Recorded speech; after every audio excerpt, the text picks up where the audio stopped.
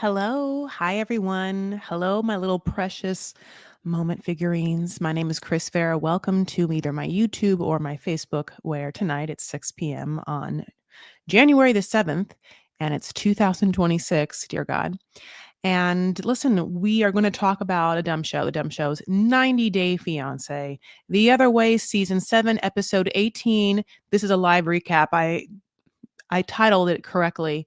And I think it's a good way to start the year. I think it bodes well for me, my one woman showness. So I'm excited to talk about this little short ep and get into, you know, the the failings of these relationships, like the dumpster fires that are some of these relationships and other ones that are coming together, pulling along, doing quite nicely. So, hi, how are you?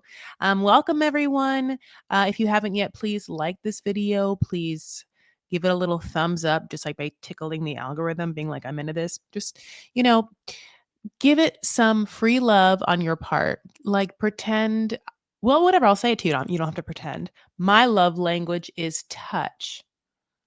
So I need you to touch your electronic to show me love. That's fine. Just like whatever. If you haven't also, like, you can go to Vanity Fair and give that podcast 5 stars wherever you listen to podcasts, like Spotify or Apple. That also would be like a way in which you to touch your electronic and then give me love. I would appreciate it. Anyway, we're gonna start with Manan and Anthony. A, because I want to have already brought them up. B, because they're a success story. And I think that we should be positive. I think we should start off like whatever anyone thinks about this couple. I'm going to dive right in. I have like inside tea. Well, I'm trying to get more, God bless. But I can't wait to go over some of the pictures I have. Did I put all the pictures up of her home? Yeah, of her home and some of the stuff that we were like, oh, I don't know about that, but also that's beautiful. Again, I have details galore to go over with you, but here it is. So one thing about me is, I could wish I could do every accent underneath the sun. Like if I was some sort of superhero, I certainly wish I was a superhero who could change my fucking voice and understand any accent or first of all, understand any language and therefore mimic and then also like be and talk in any accent or in any language I would like. Like that's what I want. I want it so bad. I'm just like such a communicator. Now, here it is. Okay, so she's like, "Oh, Anthony, I am so stressed." Okay, I cannot tell you how she says stressed. And you're like, I'll tell you right now, it's not the way that you did it, Chris, so loudly into your mic. And I'm like, okay, that's okay. But the way that she says stressed, I could listen to it 1 billion times. It's like music. It's like, how did you do that? Like, how does that happen? Like, how does your throat do that? Yeah, I talked about this weekend, which I hate to talk about this so much. I feel like I bring it up a lot, but like whatever, I hope not. Anyway, so Helen Keller, right? Helen Keller. Helen Keller, the lady that was like blind and deaf, God bless. And so she had, the lady that was also the lady that was her friend slash tutor, Annie Sullivan. Okay, so the way that she, figures out how to make sound, how to say, and at the very end, spoiler alert, she does a word, half of a word, whatever, you read it. You either read it by now or you didn't. Spoiler alert, it's Wawa. She says Wawa at the end of this whole thing. Like, how did she do this? She can't see, she can't hear, whatever. It's because she is holding Annie's throat and like feeling like what is happening, like wah, wah, and then just like making that vibration or whatever. I almost wish in a way I could do that to Manon to be like, what is happening? Like for how you say stressed. Like what it like what how and it's because I'm obsessed with it, right? It's like I think it's interesting. Hi guys, I'm so happy to like hang out with you guys. Thank you so much for being here. Hi. Okay, it's from Amsterdam and Lee's in the house and Hawaiian dude. God bless. Okay, so she is packing to move. They're packing to move out of her parents' house. Okay, and they're doing so like she can't wait. And he's just trying to throw stuff in like, bags. And she's like, my clothes in garbage bags or whatever. And he's like, they're clean. I put clean clothes in garbage bags a lot because I wash my clothes at other people's places a lot because I don't have a washer and dryer in the place I actually live. It's adjacent, but not easy to get to. Once you're around there, you might as well be anywhere else, if you know what I mean. Okay, whatever. God bless. So I often have to put my stuff like in a clean plastic bag because that's what someone has to give me, and I then just like put it over my shoulder like Santa and bring it home. She's like, not my clothes, and I want to be like, Manon, I love you so much. Your business cash clothes, like I don't know if your business cash clothes are like worthy of multiple dresser boxes. Like you've seen those dresser boxes, right? Like an armoire moving box and long, skinny, and they actually have a tube up there. So you're supposed to just put whatever coats and then it like goes like that. Oh my God. Fancy as fuck. So he got a job and we talked me a lot of shit, but also questioned why he wasn't getting a job. And he, she had said some things, but also it didn't seem like he wanted to get one. And I always felt like it would be an easy situation because the thing about Europe is that a lot of people talk English. Like even as I said, like French people have that patriotic vibe like Americans do of like, in this country, you speak French. Like they are kind of like that. At the same time, it's just around them is English more than anything else because people pick the universal language of English of knowing. So like they have to in most major cities, as long as you're not, I mean, obviously smaller towns, countrysides, of course not. But at the same time, especially in jobs, it would be, conducive to know English. And he certainly does. And he gets a job as a camp leader. And that was like perfect. I was like, oh, I've never known a better job for this person. This person is camp leader. This person, Anthony, I know he served, you know, in the army. In the army. I think so. So whatever. I know he served the nation, and thank you for that, is what I'm saying. But the other side of that is, doesn't Anthony also give you like a vibe of like a guy that was definitely like a camp counselor, like a Christian camp or like a Christian youth minister? He's kind of like a Christian youth minister kind of person. Like he does well with a guitar. He knows like a couple of songs. He's open-hearted. He, like he relates well to kids, so like I think that camp leader was like, yeah. He also has learned more French, as he's driving away. He not only is driving a stick shift, which is the, speaking French in car, trying to like, that's, if I was to translate, French, it'd be driving stick shift. And obviously London English people drive on the wrong side of the road. So that's just them. But in France, they drive on the right side of the road, but they, some of it is stick. And I don't even know how to drive that, honey. That's French. But he also says, bientôt to the parents, like, see you later. Amsterdam. If you tell me like I'm wrong, I get it. I tried to learn Duolingo French, but just you really have to have someone who is in your ear, just hitting that Manon French accent for me to really pick it up. And I haven't had that in my life yet. So that's why. Okay.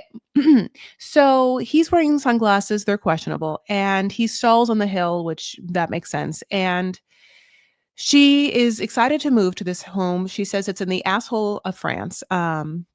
Now, as a Francophile, I'm like, there is no such thing. What? Mm-mm. I don't know what the asshole of France is.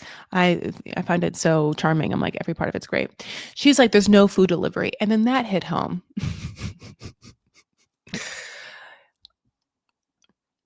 Let me say this. I like to cook, like a lot.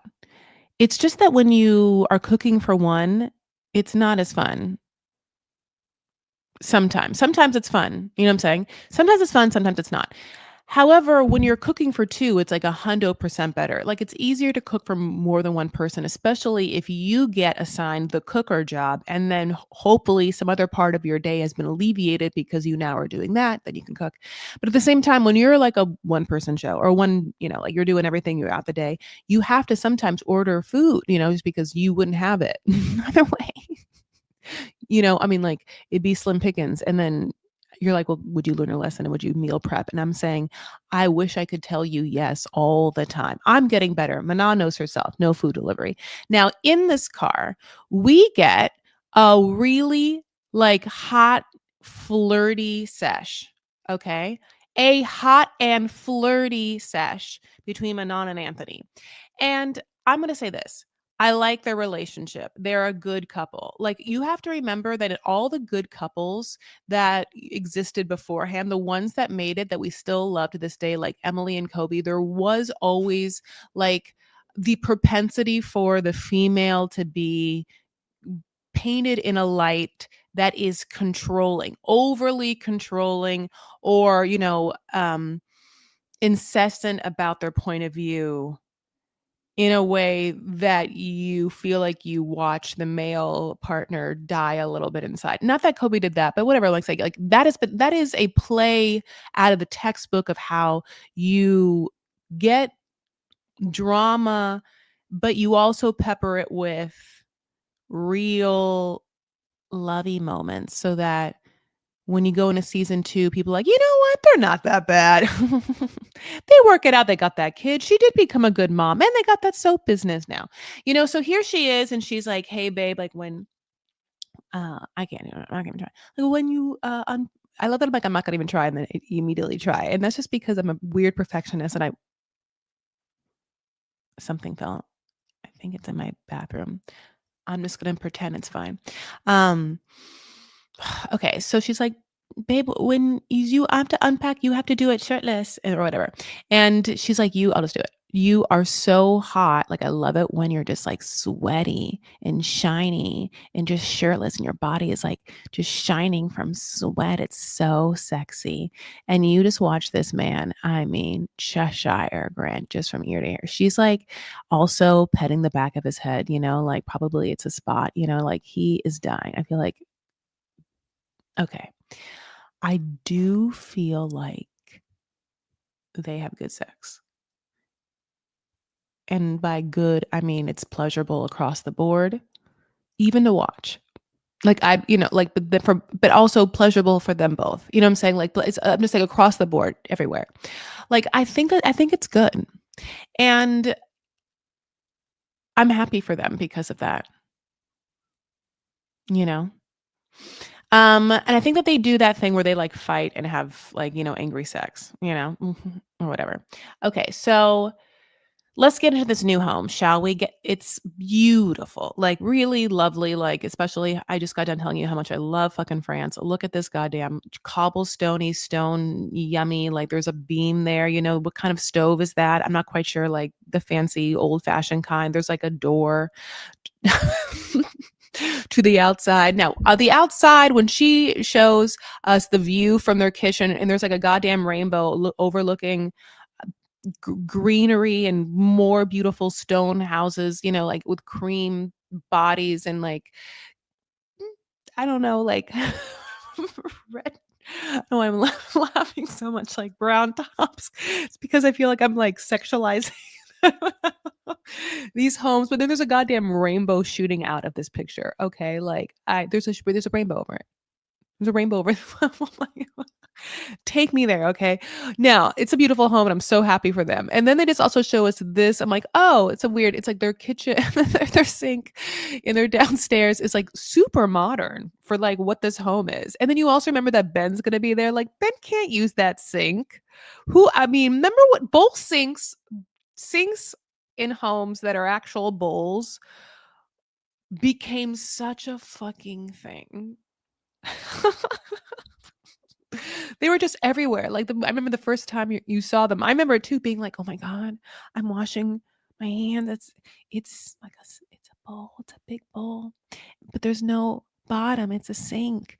And then like sometimes you go to places and there's like rocks. So you wash your hands like in the water, like is cascading onto rocks or whatever. Like it's like some nature vibe like that. Also, when I first went to one of those, I was like, this is great, because I like cosplay, whatever, nature lover. Okay, I do like nature, like waterfalls for sure. I'm like a water. Let me say this. I'm so sorry. I'll keep going. You're like, Chris. I do feel like I'm an elemental person.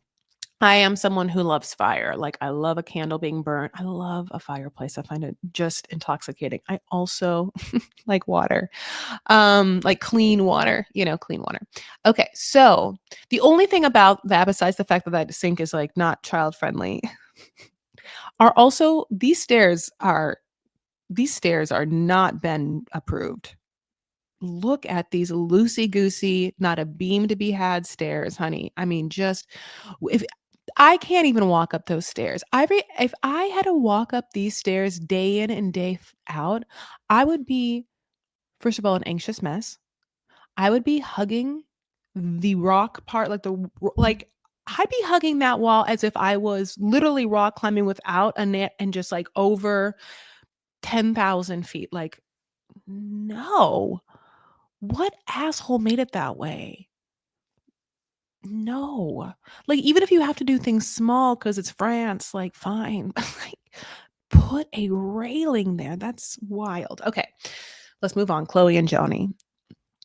Well, honey, this starts off like being some weird, because they must have not had a lot of footage left. They must have not known how to like bridge this, but it's a weird music video kind of montage like you would see like in a teen movie as they wash his car, and she's wearing, like short shorts, black, and like a short tank top. She just, at all times serves cheerleader, serves flyer, you know, twirler. Mm. Um, and this conversation is a kind of like what has happened since we found out that we should either get married or make our lives more challenging by getting these partnership papers, and then him being like, partnership papers, and she's being like, why can't we just get married? And he's like, oh, he doesn't want to say like, oh, I don't want to get married to you, or I don't trust you to get married, or you don't do enough wifey things for me. And then he's, chooses that because it's like a great one to like put blame on her. And she doesn't deny it. She's kind of just like, oh, so that's not a big thing. Here's the thing. Ugh, he's disgusting, right? And we know that. And we've been knowing that. So, and we knew that we knew that this was never going to work. Absolutely not. So, at the same time, when you're even in, when you're sharing a space across the board with someone, you like have to be like mindful of like where your footprint lies, and like, how much it, and where your footprint lies in the living space, and what you can do to reset and rectify it, like A, what you've done, and or B, like what your skills are, like this is, remember when I was talking about like cooking or whatever, but this is the same thing.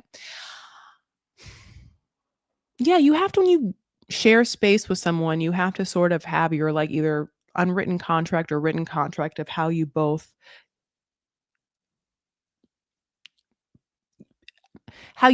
add in to making a pleasurable environment for you both, and it's not going to be pleasurable if one person has to just clean up after the other, and, cook and then clean up after the cooking, which is like, it's one thing to clean your place, and it's one thing to cook, and it's one thing to clean after cooking, and it's one thing to deal with clothes. Like, those things are horrendous. Like,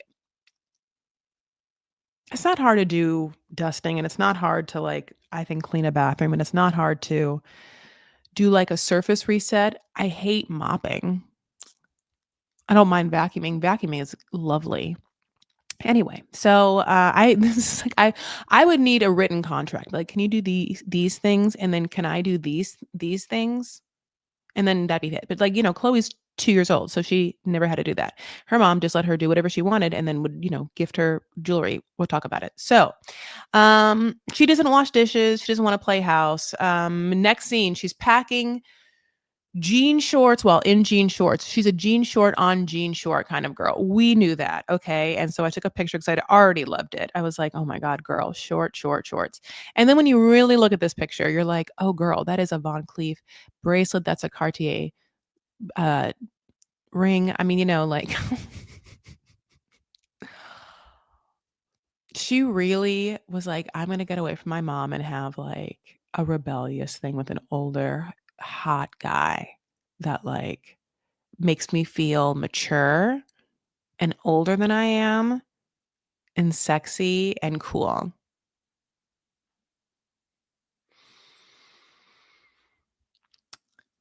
You know what's so fucked up about it? It's like, yeah, I mean, I guess she met him in real life. So yeah, like I mean, yeah. It's yeah, anyway. That is we get it.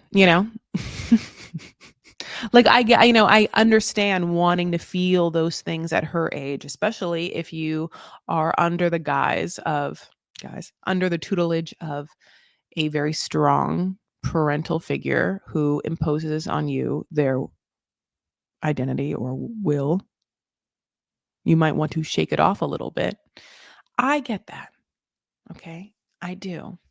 Um, so also he's an asshole, Jhonny, because she's like, yeah, he got a new phone. I mean, he did get a new phone. That's a real thing. But then when he had his new phone, his old phone was there and it wasn't disconnected, so she went through or something like that, the old phone. And there's everything there. Everything you wouldn't want to find there. Nudes, texts, times and dates of the texts where she can then go back and like see where she was, which was right fucking next to him, and then being like, and the producers had that footage because we were doing confessionals and they have a weird fucking shot of him like texting off to the side on camera. I guess some girl that also had texted Chloe. I hate this move.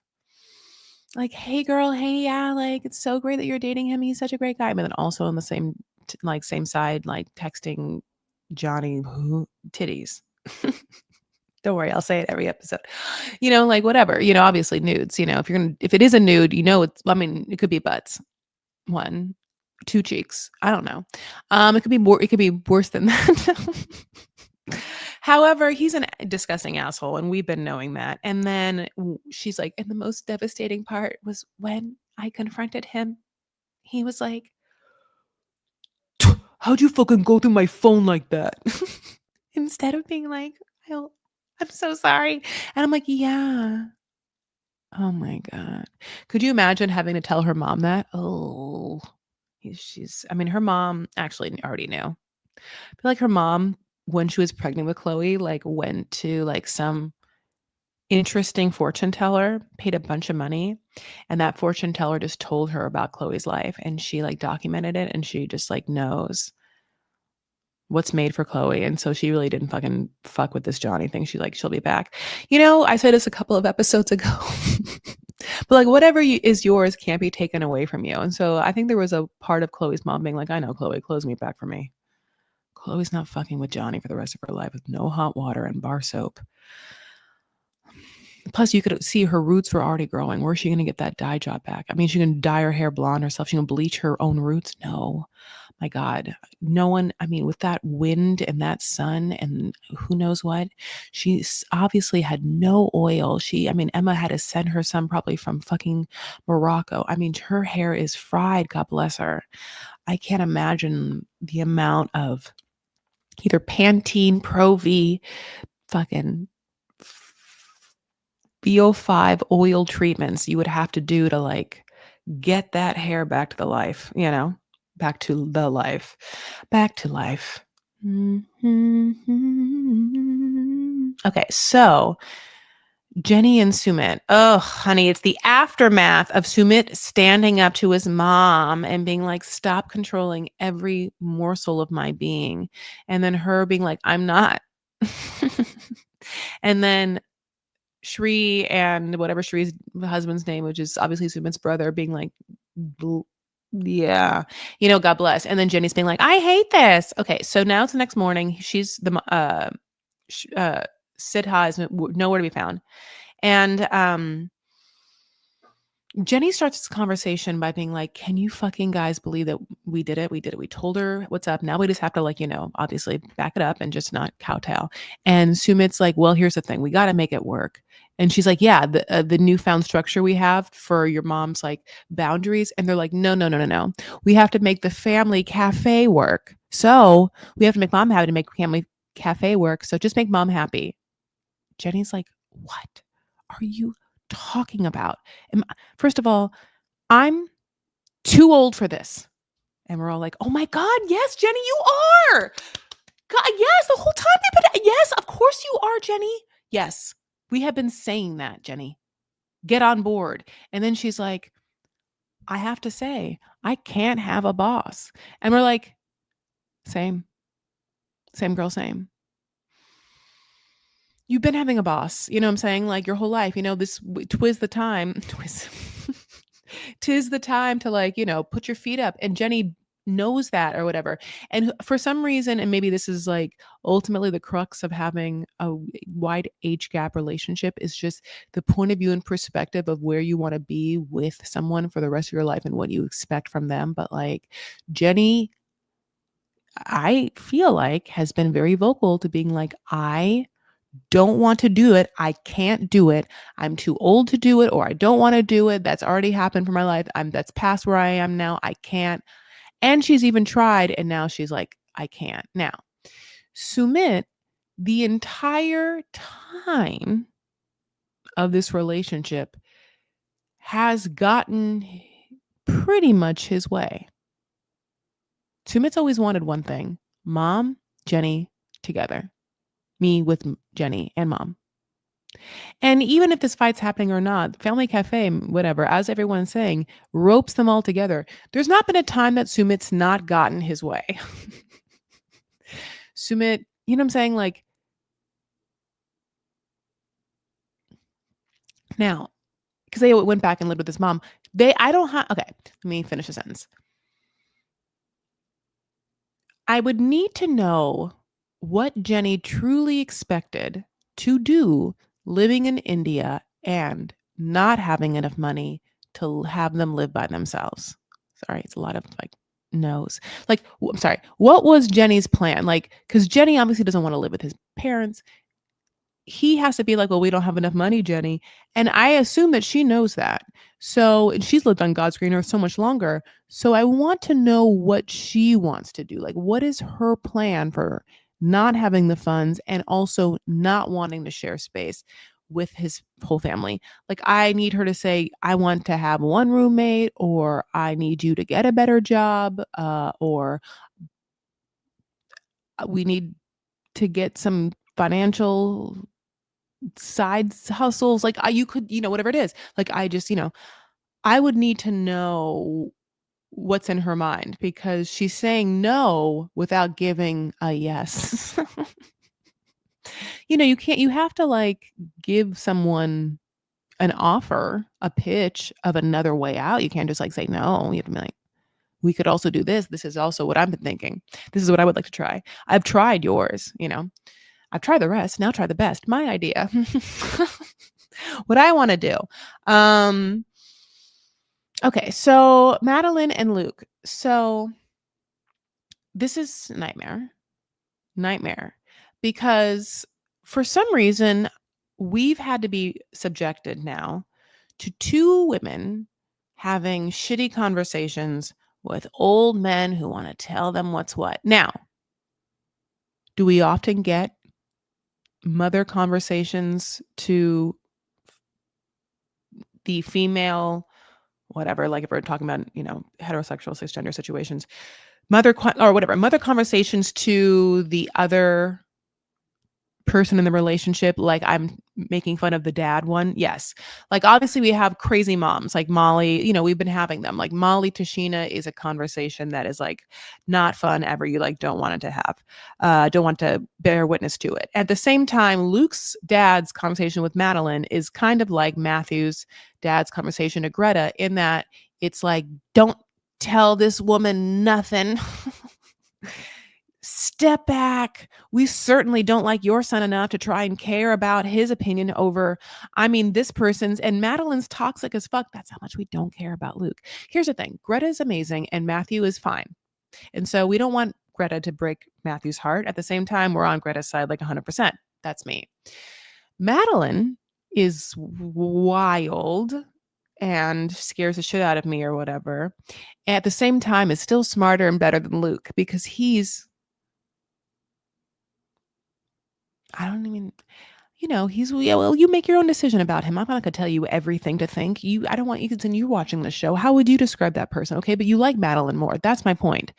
However you think about Luke, what I'm saying is that if given a choice to like, if the franchise was like, they're gonna break up and we are going to follow one of them on their next journey of romance, you would pick watching Madeline over Luke. Like 100%. Okay, that's all I'm saying to you. And I'm bringing it back. So the dad is like, Luke's dad's like, yeah, you have to trust him. And she's like, well, I don't really trust him. He's like, well, that's shitty because you're getting married tomorrow, which is a fair point. but then he's like, listen, he cheated. And Madeline's like, come again? He's like, yeah, he cheated, sure, in the past. Well, my son and I can't do this weird, crazy accent, are just like each other. It's like Australian and English at the same time. Who knows? It's South African. I'm not quite sure. It's one of those. I'm feral. Okay, so he's like, yeah, we're all the same, and we cheated we cheated a lot when we were young, just dirty dicks. That's our motto of this family, like it's on our crest. But then once we like settle down with one woman, we like really commit hardcore, and that was me to Luke's mom, and that's gonna be him to you. And Madeline's hearing this, and she's like, what? This is horrifying. And then he's like, yeah. So let me also tell you this, bitch. He doesn't have to give you shit. And she's like, yeah, he does. And he's like, no, it's legally, he doesn't have to. And she's like, yeah, but legally, I don't have to have his kids. So what I'm saying is, if he wants to use my body to birth him children, I require equity.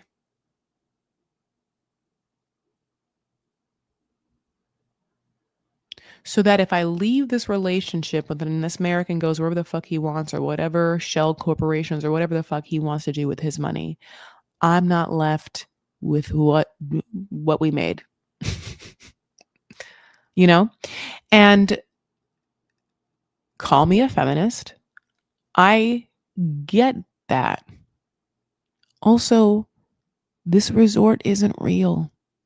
Also, this dad is stupid because he saw all the plans and he knows how much money his stupid son has. And he was like, it's a great idea. The dad is also like pointing at Madeline and saying things like, you are silly. He's given it all up for you. You should be so grateful. He came here, gave up his future for you. And the way that she looks at him is truly like, I've seen your type before. And you're basically the bubonic plague. You are the bubonic plague in male form. I'm going to be on camera and I'm going to show the world that I have, honestly, right here, the decorum of a young Jackie O. I'll say it. The fact that this Madeline didn't lose her goddamn shit on this ugly ass man that has the same face shape as her. You do with that information, you've had to digest that already. You have eyes. I hate him. I'm like, oh, fine. I like her. Because now I'm like, he better give her a fucking deed in her, half her name. It's interesting. He's like, she's doing this for you. Your son can just get up and leave at any time. I don't understand how you in a business relationship wouldn't be able to see the needs of someone like that. Like, I don't know. It makes me feel like you're not a good business person. My dad told me this once. Ugh, this is like, he'd be so happy I was quoting him. He was like, any good deal is a deal where both people leave the table having got what they wanted and being happy. Like, that's a good deal. So you want people to feel like secure, happy, whatever. And the thing is, he needs to be financially secure to make like such a big swing on this investment. And if he's not, then he's not. But it's not her fault. So either make the swing or don't. You're making two swings. You're getting married and you're also getting this. I wonder, by the way, I wonder how much like tax credit you can get by being a citizen that she's giving you, like by doing business there. And I wonder if he's thought about that, and if she knows that, and if like that can be considered why she also should have like some equity or some sort of like percentage of the deed or whatever. Sorry, I have too many vocal tics, but I'm right. So she's bringing more to the table than she can tell this stupid ass dad. And like, she honestly, unfortunately, she does that thing where we're like taught just to fucking bite your lip and like be okay. I mean, if I were her, I would just, give him that face of just being like, fuck you. And then I would write a letter to Luke or a text, and it would be like perfectly what I said, that your dad attacked me verbally and harassed me over this decision, which is that I am going to be giving you not only my body, but also my womb to use my health to bear you children. And you get to be a citizen here and take all my contacts and the tax credits to put your name on this. And then easily, if you leave me or whatever you want, you can hold over my head for the rest of my life that I am so financially dependent on you. Fuck you. Also, I know you cheated. Your dad told me. You're stupid. Sign, Madeline. You know what I'm saying? I mean, bye. I mean, truly. So, oh my God. I mean, not to be shitty, not to be like mean or like negative about it. I really want to like celebrate good love or whatever. I want to celebrate like healthy partnerships. It's just obviously not this. It was always a transactional relationship. And if it's going to be a transactional relationship, then you're not going to hook her. I meant you're not going to hook her into a marriage without giving her her payment. And whatever. Okay. So I'm going to end on, the most boring thing possible, which is Dylan and Petia. I'm so sorry. God. I don't know why I can't get into it. Never have, never will. Like their lack of sexual chem, his personality or lack thereof. Okay. Obviously, I'll get into this. So they're in nature, which we all know I love. And it's like looking at sequoias, which is so funny because it's wild to me that there's sequoias where I am in California, like Sequoia National Park exists again on American soil in the state of California. And yet these lovely people are in Tasmania and like staring at the same kind of tree. So wild. This world's wild. So, but they're also looking at animals, honey. I don't know about like these marsupials, not the kangaroos, small kangaroos. I don't know what they're doing. Just like they're in pockets, just jumping out of the pockets. Hot pockets. And she's asking questions like she is literally someone on like a guide hike and this person is being paid $45 an hour. Like, can I eat that? What's that? What's that poop? He's like, all right, well, whatever. He loves being dominant and stuff. But it's interesting when she asks him a questions that he doesn't know, you can see him get a little like, I don't know. Stop asking. You're like, okay. Then I don't know exactly what happened, except he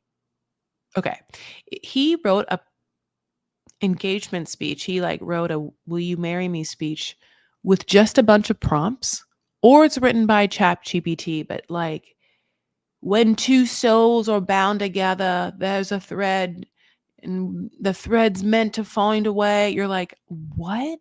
What is this? Like, it's through light and darkness. Like, you're just like, through light and darkness, time and space. through song and melody, you are the harmony to my music. You're like, what are you? This is a nightmare. This is what felt like, well, not intimate and really vague. Like it felt like he really had Googled a bunch of different speeches and then just copy and pasted them all together and tried to memorize the best parts and forgot some parts and then just started talking. I mean, she's crying. He shows her the ring. She puts it on. Then she kisses him, and on her lips, it looked like a maroon, like garnet, and then on him, it looked Barbie pink. I mean, Barbie pink. Like, does it change color? Is it one of those lipsticks that like feels your pH and then like, yeah, it changes? I don't know. Oh my God. I couldn't believe it. I loved it. How much I hated it. I loved how much I hated it. I don't know. Are they going to get married? And is it because they want to be on the show? Like they're like, great, we're going to get married now. And then now we can just move on to regular happily ever after or whatever. Cause she's going to live in Tasmania. He said that he did all this to make sure that she doesn't move back to America, which she only was going to move back because that asshole kept talking to her about her big ass credit card debt and how he wasn't going to help her, knowing she can't really work there and he won't let her be a stripper anymore. So now she's like, okay, well, I'm going to have to go back and, figure out my credit card debt you keep talking about. And then he's like, no, don't go. Here's marriage. Here's a marriage distraction. Like, so are you going to pay? Now to be Madeline, I'd be like, well, are you going to pay off my credit card debt? Or are you going to keep talking about it and holding it over my head? Or are we a partnership? Are you going to do that? I don't know, like what's happening. My God, it's not that I want every man to pay for women, but I'm just like, what is happening here? Because he talked about it so much, and also, is his mother going to the wedding? Okay, so that was the end of the episode, my loves. Can you believe it? Her debt is his when they get married. So yeah, is that his way of being like, okay, I'll marry you? That's why I got the same rings. The ring, I'm not gonna get you a new ring because I will pay off that credit card debt. And then be like, you have to give me, credit cards. You can't add anything. And I have to like give you, I guess, a stipend. And they have to agree on the stipend. And she has to get a job as soon as possible, obviously. Listen, you have to like go over these things. Finance shit is really annoying in relays, especially relays when you get married, like we said, when you're all together on the same credit report. You know what I'm saying? And you want to share lives and assets and ass. If you want to share ass and assets, it gets messy. All right, my babes. What's on the docket? Tomorrow, I'll be talking Sister Wives at 6 p.m. on YouTube, on Facebook, as well as Vanity Fair right now has the podcast that I am doing. I'm so excited. Has Before the 90 Days. And if you want to see the visuals as soon as possible, I set up a Patreon for that. And then I'm releasing the visuals after 24 hours. And then once I start putting more episodes on the RSS feed, I'm going to start having immediate visuals go to Patreon and then playing around with YouTube live recaps. Thank you guys so much, obviously, for being here. Yeah, I'm excited to talk more Sister Wives. I hope you guys enjoyed Monique and I's fest. Preloaded catch cards only. How's your week been? How's your New Year's been so far? I've had a really great New Year's. I'm sorry. I've had a great New Year, like the year that we're in, 2026 so far. Today in itself has been blah, but I bought myself flowers. Honestly, when I'm annoyed by life or when life is hard or like uncomfortable, there is nothing like buying some flowers and just getting hyper vigilant and clean in my surroundings and like maintenance and hygiene upkeep for my body and self. It's always my favorite thing to do. So I've been cleaning like a crazy woman. Everything is like spotless. You can eat off my floors. And I'm getting a manicure tomorrow. I'm so excited. And I'm getting my hair done on Saturday. So, just like me, just like Chloe, we both have these roots, honey. I mean, I like to think that mine's mildly more blended than hers, but really, really they're not. You can see that.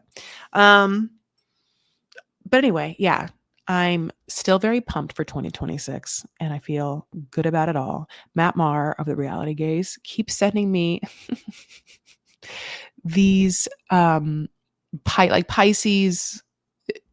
Renaissance posts, like age of Pisces posts, where like every post is like, this is the year for Pisces who have been going through it. Little guys just been like thrashing around, wondering like if they'll ever feel the cool water again or whatever, God bless.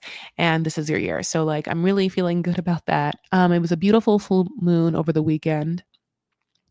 Ask the same time, on a pop culture note, is anyone horribly into this like Ashley Tisdale mom group drama with like Hillary Duff and all those people and like Mandy Moore's in that group?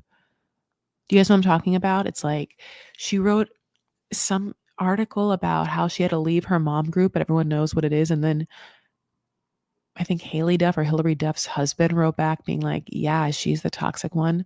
Oh my God. My first thought is it's fake. Because it almost seems like real life housewives. Like this is the drama, like so insular, so seemingly real, seemingly intimate, seemingly like mundane, that is ripe with in the world of like Bravo and Real Housewives and stuff like that, like celebrity moms. Like it seems like they're putting, like PR activation content for a new reality show called like Celebrity Mom Group or something. And the drama that unfolds within, it can't be real. It just seems like, to me, someone who wouldn't want to have all of Hollywood hate them by exposing the inner workings wouldn't do it without some cooperation, you know? Anyway, I don't know. I'm like, it is interesting to me. All right, my loves. What else? Lisa, I love you so much. Thank you so much for being here, Hawaiian dude. I think Amsterdam fell asleep. Makes sense. It's so it's a different time. It's a different time and place. We're gonna do our little breath as we do, and then we're going to bid adieu, and then know that you can come back and hang out with me tomorrow. And I'm so thankful for you to spend any time with me. Please like this video. Please subscribe to this channel. Please leave a comment after it goes up. And that really helps. You can also leave a comment and give 5 stars to my podcast, Vanity Farah. Of course, you can also follow me. I'm at Chris L. Farah on Instagram, on TikTok. I'm having a lot of fun on TikTok. I'm like doing content. You know what I'm saying? Like it's in my own way, which is easy, but somehow people like it. God bless. And because I pair good music with it. And Substack, Patreon, Chris Farah, YouTube, you're already on, Chris Farah, Facebook, Chris Farah, and private group Vanity Farah. All of that exists. Of course, podcast Vanity Farah. Hi. 2 breaths. 2 breaths. Okay, 2 breaths. Let's blow it out. Suck it in. And then really do it on the last one. And let's blow out every, piece of bullshit. Suck in the present moment that we're all together somehow over space and time, just sharing this one weird second together. And it's kind of great. And I really am thankful for it. So 2 breaths.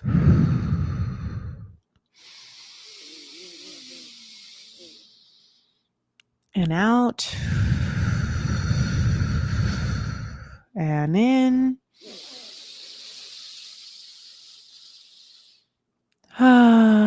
How lovely.